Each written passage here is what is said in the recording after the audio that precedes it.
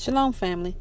As I'm learning more about gardening and dealing with different vegetables and fruits, one of the things that I'm learning is that they are all very different when it comes to what season, you plant something in and how much water. Some plants require a lot of water, some don't. Some like direct sunlight, some prefer shade. Some do better in the spring, some do better in the fall. Just because it's a fruit or a vegetable or whatever, like they don't all require the same type of care and cultivation.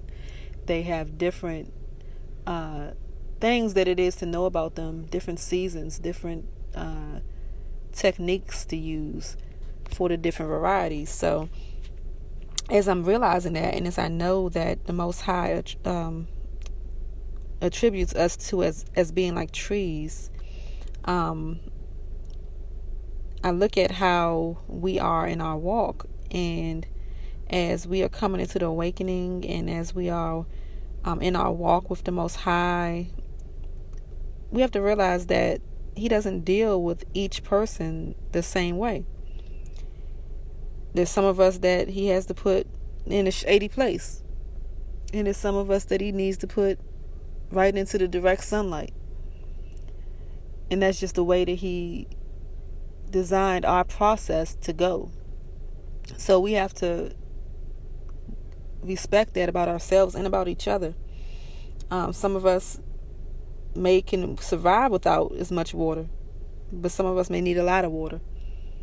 So some of us may just grow without needing any support, and some of us may be a vine that grows crazy and may need to be led and guided on a trellis, to go in the direction that it needs to go in, so it doesn't overwhelm the rest of the garden. So there's a lot of things to take into consideration, and just as I'm learning more about how this works in nature, it just relates me back to us as a people, and how the Most High deals with us, and how we have to learn how to accept how He deals with us when we're looking at ourselves, and how we have to learn to accept and adjust our hearts and our minds when it comes to how He deals with others, so that we are not getting in the way of the Most High cultivating His garden, and that we're allowing Him to do His work in the various ways that He does it. Because at the end of the day, when He does it His way, it brings about a harvest. It brings about the desired result.